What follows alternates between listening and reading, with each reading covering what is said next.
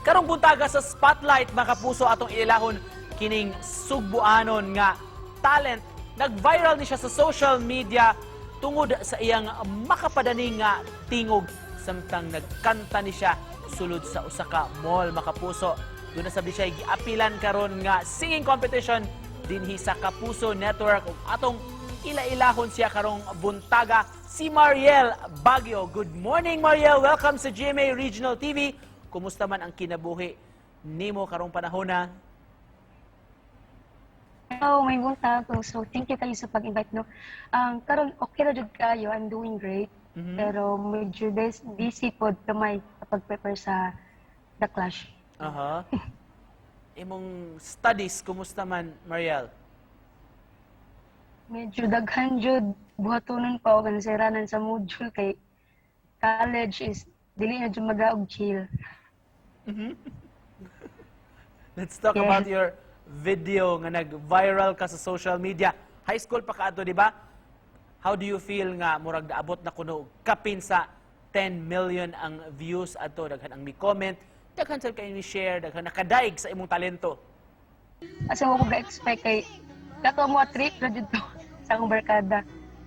Then wala, mo to happy kay ko. Supposed to be manglaag ra jud ta mi sa akong mga barkada to. Kunya kay kita sila sa department store ba nga naay kantahanan nila mo to ni hangyo sila na ako nga dai please kanang kantahin niya na kanta dito. Mo to kay ako medyo mauho pa ko kay dagan lagi tao. Ya mo to kay wala na ko sa naantos kani kanta lang jud ko ni go ko.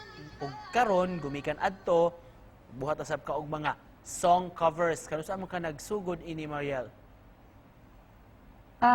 Nag-start ko record yan, nag-upload sa YouTube kay April 16, 2019 na, 2 years na. Before, kaya mahadlok pa jud ko og kuan, mapilo-pilo contest. Kaya lagi, kanang dili pa kay kuan na, di pa na ko kaya ma-showcase akong talent to people out na nasa kuan, diri sa Cebu nana. Then, until such time, naabot jud ang panahon jud nga, murag, naganahan ko, murag gusto ko nga ipurso akong kuan, pag kuan sa kanta. Let's talk about the Clash Season 4. Kaya usa ka sa mga qualifiers na dala ka sa screening. Yeah. Kumusta man so far ang experience?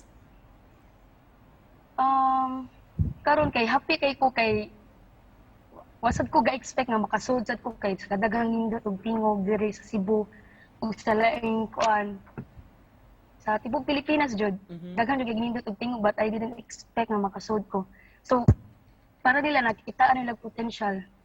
Kumusta man Mariel? Unsa may mga challenges nga imong giatubang karon sa imong umaabot nga journey diri sa Clash Season 4? Unsay mga pagpangandam nimo?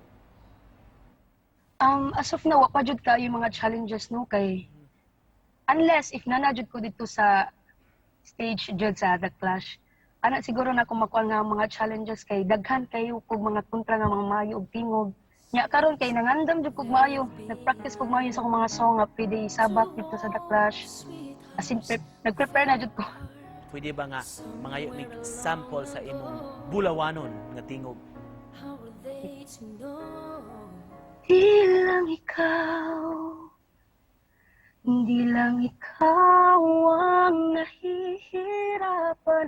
Damdamin ko rin ay naguguluhan. Di lang ikaw, hindi lang ikaw ang napapahala.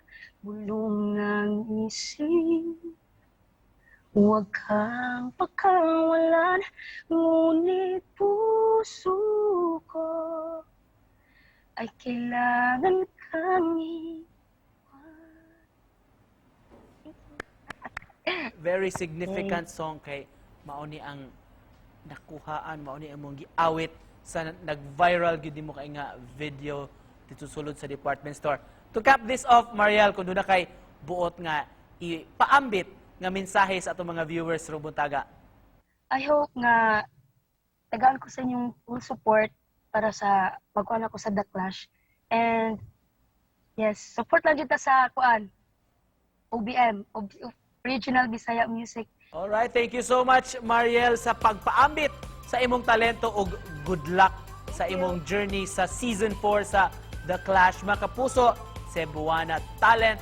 Proud you ta ini. Mariel Baguio, salamat! Thank you!